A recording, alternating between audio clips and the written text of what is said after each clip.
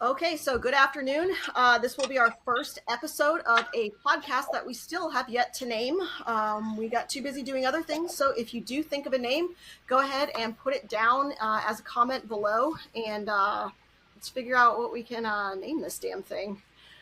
Today is just basically going to be our introductions, our introduction to the podcast and introducing ourselves here to all of the makers and small business owners and veterans that are thinking about starting a business or in a business or have started a business and really don't know what the hell we're doing. You can come join us for the ride as we all figure this out together. So I am one of the owners and founders of Terminal Rank. I have my business partner here, Nick Jacob, not with an S. Unfortunately, our third business partner, Zach, was unable to make it this week, so hopefully next time around we'll be able to introduce him. We also have the owner and founder of Legier's Wet Wood Shop. We're going to go ahead and start off by introducing James today. So James, most of you already know him. He has done my wedding rings as well as many of the rings out there today. So James, go ahead and tell us a little bit about yourself, what made you get into business, and what your current business is all about. I like that you showed your ring off, but Nick just smirked and didn't show his off because he's not wearing his today. It's accurate. Yeah. Although I do have to pause in here for a minute. And you won't be able to see it on the camera, but I do have a special made ring. Just want to put that out there with a very special inscription. I will go ahead and take a picture of it and put it in the podcast. But yes, I didn't know we were doing show and tell. Otherwise, I would have made sure I had something. No, that's cool. It's all right. It's fine. Make better products, and I'll be happy to support them all the time. Oh, fuck. Wow. Shots fired already. We're starting off hot, and I am fucking here for it. I'm James. I run Legier's Wood Shop. I started about 4 years ago in the corner of my garage in Hawaii, and I stress corner because that was the amount that I wanted to take up from my better half. It started out as a way to make furniture for my family. Eventually one night I was, half broken, laying on the couch watching TV after spending probably 18 hours building a coffee table. And I thought, I got to do something different. I got to do some smaller stuff. And I looked up challenge coin holders and, coasters and stuff like that. And it just didn't stick with me. And I just thought, what about rings? Can I make a ring with whatever I have in my garage right now? And so I YouTubed it, and I found a guy who was just sitting in his garage that was like, I've got a power drill and sandpaper and a block of pine from Home Depot. I'm going to make a wedding ring. And I was like, that's the type of shit I'm here for. So I watched him, and by the end of it, I was like, I can do that. I can freaking do that. So the next morning I went out to my garage. I mounted my drill to my workbench and duct taped the trigger down to make my own ghetto lathe. And I made a ring, and it was terrible. But after a few thousand hours of watching YouTube videos and talking with other ring makers and just other makers in general, I can now comfortably say that I am a mediocre ring maker at this point. It's awfully humble. Can confirm. Yeah, and confirm. Nick can too. That's why he lost his, quote unquote. No, I would say mediocre is very underwhelming. I think you're well above that in such a short period of time, honestly. Yeah. Well, it's the hours of watching. I mean, half the time while I was at work, I was watching ring making videos while I was also doing work. That explains so much in the quality of your work. Also doing work. Yeah. But yeah, that's why so the main idea behind the business was to make furniture. That's why it's called Legier's Wood Shop and not Legier's Ring Making. But by the time I started doing rings, I was too far gone, and I just ran with it. So I still make furniture. I just have a lot of people that like rings. Yeah, speaking of running with it, it's actually kind of how Terminal Rank, we got our start. The three of us were just in the office one day, And for the record, all 4 of us work together, just in different capacities. But myself, Nick, and Zach were all in the office one day, just kind of joking around, talking shit about the battalion commander at the time. She shall not be named. We were talking shit, just throwing ideas around. And, eventually the NCOIC Staff Sergeant Scott was like, oh, I'd wear that if you put it on a shirt. So me being me, kind of went out and did a little research and was like, fuck it. Ordered a bunch of, Zonk track team shirts, which was one of the first shirts that we actually made. So initially it was all about print on demand, and I was like, all right, fuck it. Let me throw this up. So the quality wasn't the best. Timelines weren't great or anything, but once again, we were not a business at that point. It was me just making fun of our situation. And from that, eventually people were like, hey, I would totally buy a shirt that said this or this. And then it really got to be almost more of, how do we as veterans have something that is a joke only other veterans would get. I mean, anyone could go on and wear the Brovet uniform. They can grow out a beard. They can, wear a shirt that has guns and rifles and flags and everything on it. Cut to Nick. What are you guys trying to make? There's not a single gun on this shirt. We won't mention Nick's Hawaiian shirts at the office. Yes, exactly. But no, that was kind of what the identity of being a veteran was, and I was like, that's not me. That's not a lot. Yeah, that's actually stopped me. Yes, yeah, that stopped me. There's some of those other brands that are out there have killer designs, and you're like, dude, that's awesome. And then you see that they've pasted some giant logo. I won't call anybody out, but it's like, well, I don't relate to that part. Yeah. It just kind of turns it off completely. So it definitely grabs a certain demographic, but then there's that whole other side where people don't want to be completely in your face, like, thank me for my service. Like, no, it's that simple, like, nod of the head to that other person. Like, that's more of, our kind of niche, our demographic. And it really kind of clicked for me. I was in the airport one day flying back to Hawaii, and it was Veterans Day weekend. And I just remember there was a woman wearing, it was just a simple black shirt, and it said something about, this is my Veterans Day shirt. And it just had like DD-214 on it or something. And it's like everything kind of clicked. It was that aha moment of like, that's it. That's the whole brand is, being able to, because I instantly laughed. I got the joke. But someone that's just throwing on a flag shirt and like, that didn't really serve or didn't really do anything isn't going to get that joke. They're going to look at it and they're going to be like, I don't get it. So it really kind of clicked that like there's this whole section of veterans out there that, hey, we're glad we served. I'm still serving. We're proud of our service.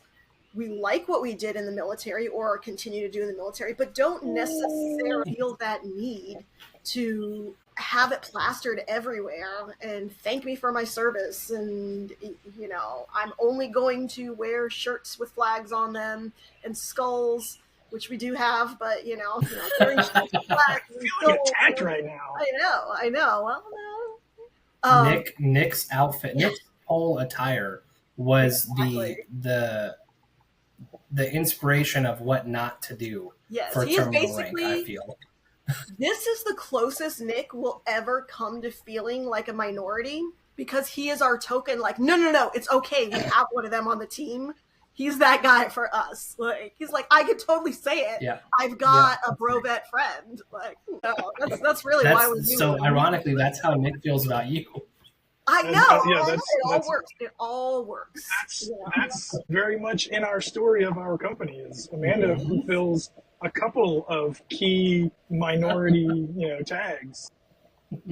I'm open to fill up a few more if we, if my wife is not available. We've already discussed this.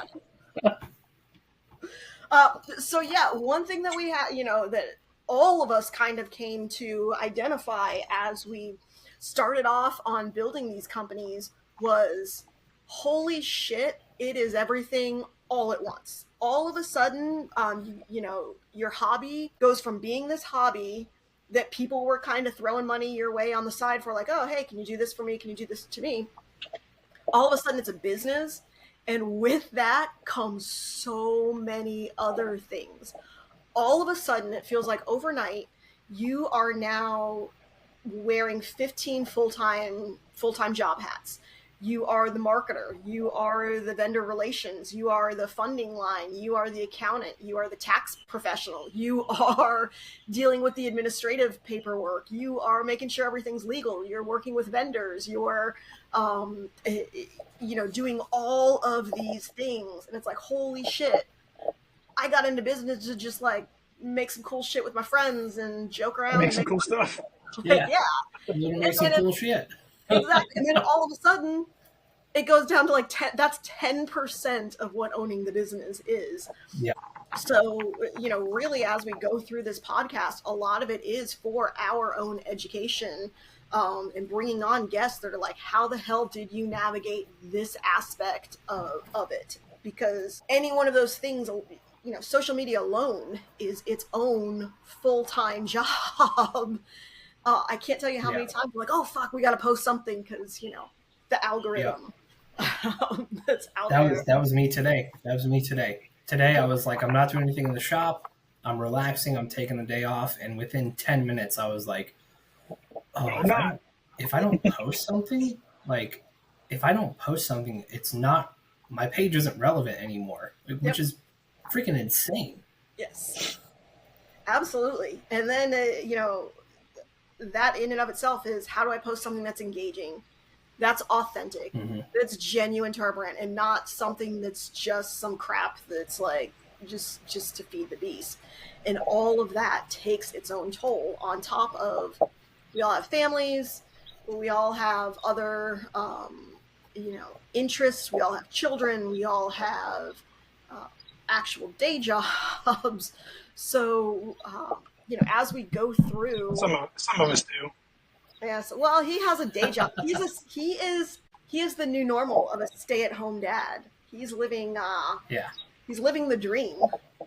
He's living my dream, which is actually to be a stay-at-home dad, not a stay-at-home mom.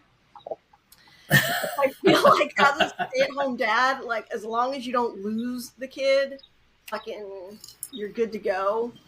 Stay-at-home moms have a little bit more that's expected, like homeschooling for some reason. I don't know why, but that's a thing now. I don't know why homeschooling keeps popping up in all the. If you're going to be a stay-at-home mom, you've got to homeschool. Yeah, I don't have the patience for it. Like, hats off to those that are able to do it, but I just know I would be a horrible, horrible teacher. So I'd be terrified to see Amanda homeschool someone. I mean, I schooled you guys daily at work, so that's fair. Well, but 4 different ages. Amanda schooled everybody at work, but she also garnered a reputation apparently for being abrasive. And not being quite the stellar OIC like our fearless leader that was kicked out of the military. Asked to no longer be in the position anymore. I just remember if you just don't come here anymore. I just remember there was one day where Amanda called. Which, in hindsight, called my. I think might have been the most genius move, since he still got paid the same somehow. Like, there were no repercussions other than like, please just don't come to work. Like, no, we're going to pay you and everything. Yeah. Just don't come to work. I think just stay away from the building. He might have been an evil genius. Yeah. Yes, 100%. So are we going to do an intro for Nick, or is Nick just the part 2 of Terminal Rank? No. She kind of did it. I thought I did. Okay. Nick, you didn't. Nobody. Hey, Nick, go ahead and introduce yourself. How did you come to this shit show of a project? He was in the wrong place at the wrong time. What drew you to join Terminal Rank as as an owner? I like to think that I'm the precursor to the namesake of the company, because as I was transitioning out and it was requested that I do things, I might not have had the term of terminal rank as of yet, but I definitely didn't feel like doing a fucking Wait, thing. while you were transitioning out? Yeah, You Yeah, had it that was it was a mindset very long long before period of you time. would transition. It was about a 3-year kind of thing, all right? Yeah, so I think there's part of that. I think a lot of people had that same mentality, so it wasn't just me. Even the people that weren't getting out in a short time frame, and that running joke, it was a way to decompress from just the monotony and the day-to-day bullshit of having to deal with everything. And then as it began to kind of grow momentum, I want to say so the Zonk shirts were first. I think I'm the first recipient of the End Oxygen Theft shirt. you were. You actually Which, have a very yeah, special one, because you're the only one that has the Henley version of it. that's right. Which is actually one of my favorite versions. For sure. That's the only one that would fit him. When it's not a bajillion degrees, I'll absolutely do it. Say you're never going to wear the shirt. Unless you just want a sweaty mess of a recording. So as it grew and started to kind of grow into something, I was actually still on the outside of it. It was really Amanda and Zach. I think more so Amanda, actually moving towards making it like way a more real, so, like a real thing. And then at one point we were just talking about things, and I do my little laser engraving and woodworking stuff on the side, and really just was asking Amanda about like, hey, what if we just kind of rolled some of that stuff under terminal rank? And then that's just kind of how I got pulled completely into it. That's I don't really know where else to go with it. Then it just kind of just started taking on more and more things. It was, just conversations of things that are amusing to us, of like, that would be funny. Okay, well, I bet somebody else would think it was funny. And then we just kind of pitched something like, hey, what about this? And then whether it kind of hit that target or not, like if we thought it was funny, it's like, well, whatever, it amuses us. Like, and I think that's what a lot of the different items are. It's like, well, it's amusing to us. Like, we can't be the only idiots that think it's funny. Someone out there might like it. That's kind of it for me. That's how I got pulled into it. Honestly, it did kind of work, because, and this is kind of for a future episode to actually get into it. When you're, I don't want to say competing with all of the millions of veteran-owned t-shirt companies and apparel companies out there, there really wasn't anything like us, in that everything else kind of had that same feel of overt patriotism, where you could it almost became, you get out of the uniform that you wore while you were in the military, and then, here's your second uniform. Here's your new one. You Here's grow your beard, uniform. put your, you get your guns, you get your shirt that has how much you love guns and the Constitution and all these other things branded all over it. You drink your coffee that only comes in bags with rifles on it.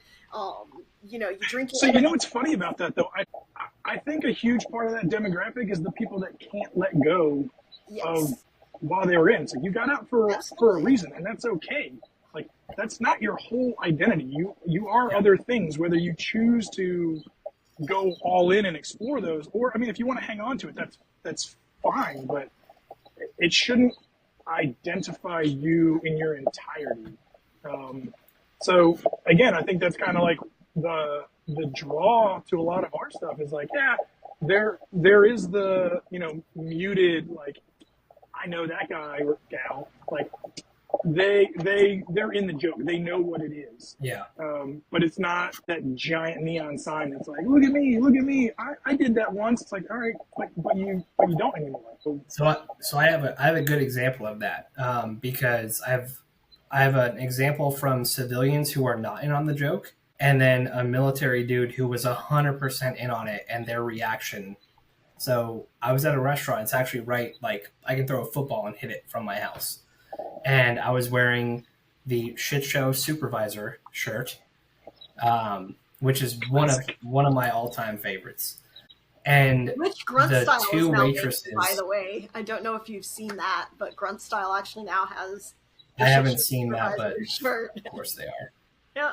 The waitress came up and took our order and everything, and she looked at it and she was like, I like that shirt. That's an awesome shirt. And I was like, oh, thank you. You know, my friends make them. And I told them, you know, go to terminal rank and blah, blah, blah. And she was like, oh, okay, cool.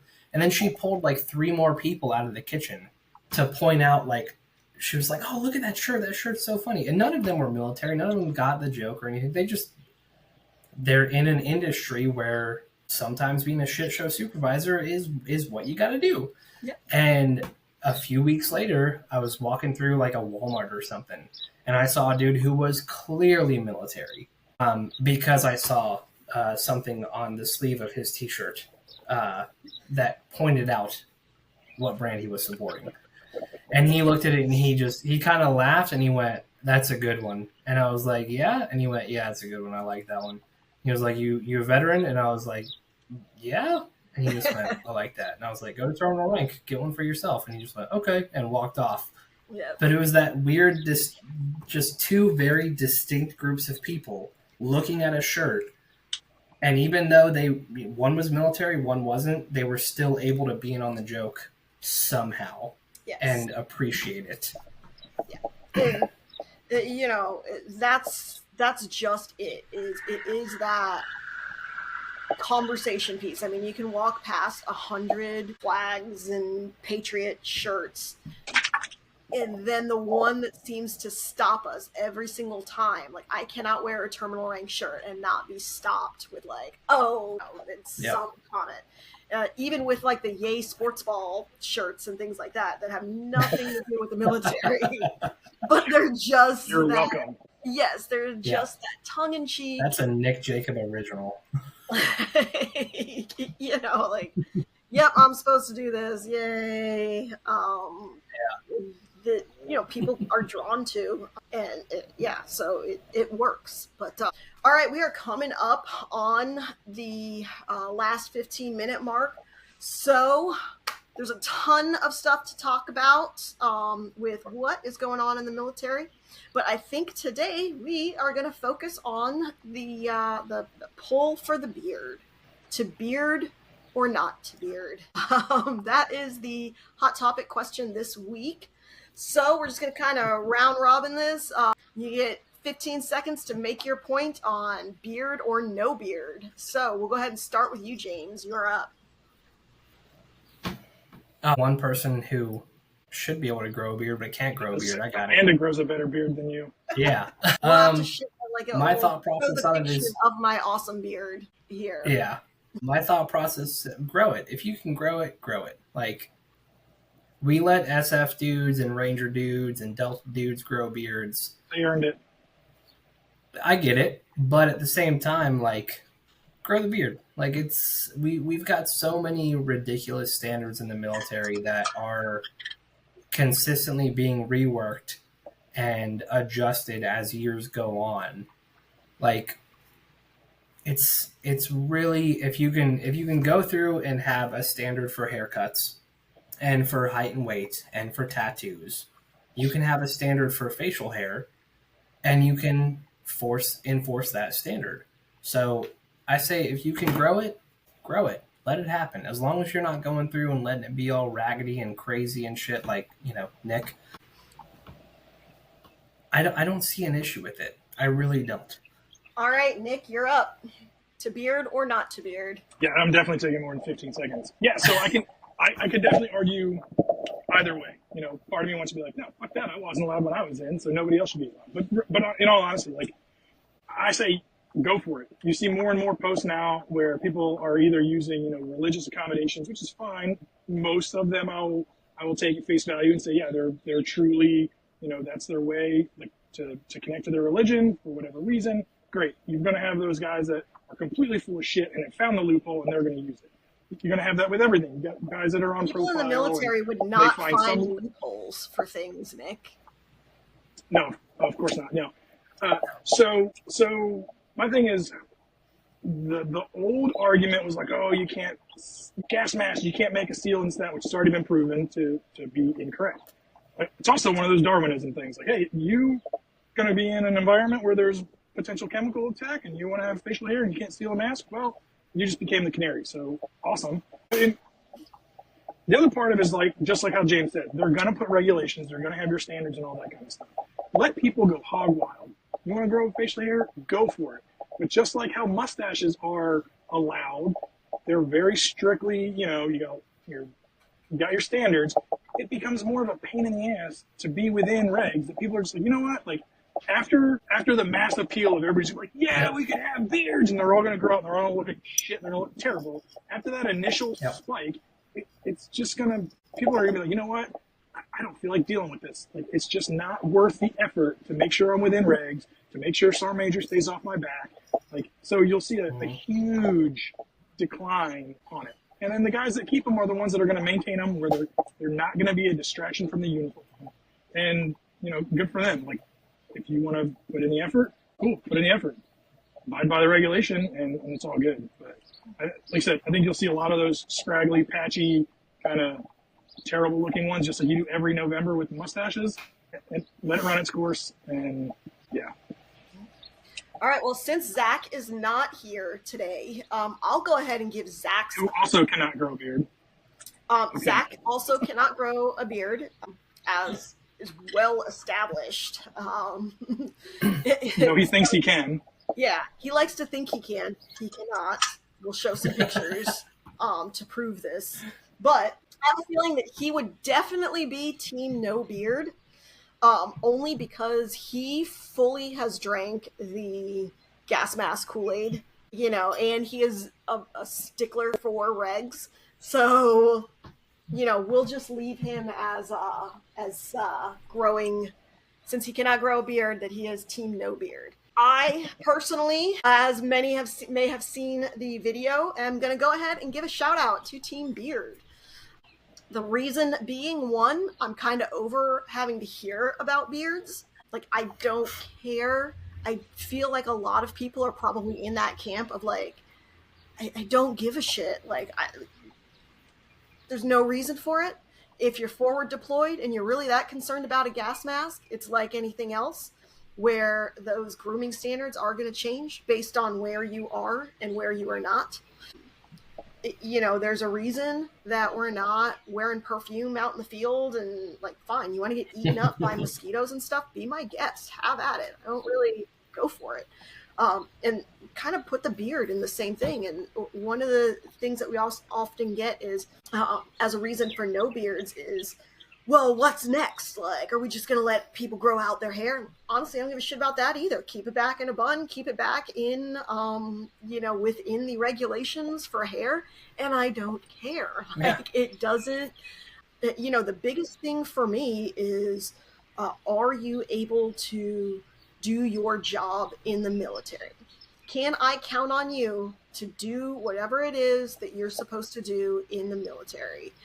We have lives outside of the military, and therefore I think kind of deregulating those, where that bleed over is with things like hair and, facial hair being among them, is because, hey, we can say we're a soldier all day, every day, and we are in a lot of respects, in most respects. Yes, if that phone rings and there is a Pearl Harbor situation in the middle of the night, you're damn right.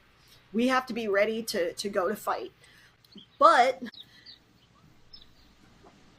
we still have those lives to maintain, and the length of our hair, the length of our beards are not something that is easily changeable in and out of uniform. So for that reason, I say, hey, while you're in uniform, stick to that regulation, wear the hair back, how you need to wear it back, keep your beard, trimmed within how it needs to be. That's that. There have also been other people that kind of argue, well, uniformity, to which, once again, we wear a uniform, and, we're not clones of each other. Yeah. So I clearly don't look anything like Nick, even if I'm fully in uniform. And the biggest part of what makes our military work is having a mutual respect for one another, regardless of how we look. So as long as we are in uniform, whether you have a beard, you don't have a beard, you have long hair, you don't have long hair, if you take a snapshot of a formation and everyone is in their uniform, you don't really notice who has a beard, who doesn't, it just looks like a formation of military personnel. So for that reason, I'm definitely gonna go team beard today. Kind of on the same lines as some of that, we got rid of the stickers on the car because it was a force protection issue, right? You drive your car downtown, you park it somewhere, everyone knows that you have access to the base. So an argument can be is, like you said, you can pick out a soldier from a mile away, right? You see the high and tight. Haircuts and facial hair. Either that or they're still wearing their boots and blue jeans. Well, that's being able to pick out a boot, which is a whole other topic of conversation. Whole other thing. But yeah, so like you said, you can spot one from a mile away, and sure, you might be able to that dude over there is within loose standards or whatever else. But on the force protection side of it, look at what just happened in North Carolina within the last week or two or whatever it was, right? There begins to be a force protection issue now, even in the continental United States, which is insane. But it could be another mitigating factor there. It's you're able to grow out a beard, you keep it within a certain standards. What's the word I'm looking for? Yeah. Standard, keeping it kind of clean cut, that was my same with the haircut. That was my argument. If you do it with hair and you do it for hair across male and female, you can do it with beards. There's a reason why. There's a very good reason why the entire U.S. military does not have one haircut for males and one haircut for females. Part of that is we don't want to be like North Korea. But the other part of it is we still want to give our people the ability to express themselves to a certain extent, but still look professional. And you can do that with a beard. There are corporate agencies that have CEOs with beards. The military can make that same thing happen. It's not difficult. And like Nick said, in the very beginning, there will be all these people who are so gung-ho. The same thing happened when the Army let you roll your sleeves back up in 2016, right after I got out. Everybody in the office that I was working at started rolling their sleeves. Every single person. You know what happened 6 months later? About a third of them had their sleeves rolled. You got to deal with that influx, and now then there's maybe one or two. It's a fucking beard, man. It's facial hair. Well, last thing on it is maybe do something, just something small to raise morale a little bit, and maybe you'll have some better retention numbers. Because no, it's not. Ain't looking good for the home team. Yeah, this is true. So. Okay, well, that about wraps this up. As we get into some of these topics, we do have some availability to continue the conversation after the podcast. That link will also be down below for those of you that do wish to continue the conversation. Join us next time as we will be talking to Nick. Go ahead and introduce our guest. Good buddy of mine. His name's Jay Roberts. We were, talking earlier. Kind of a joke, he's the most interesting man in the room. The guy's done all sorts of stuff.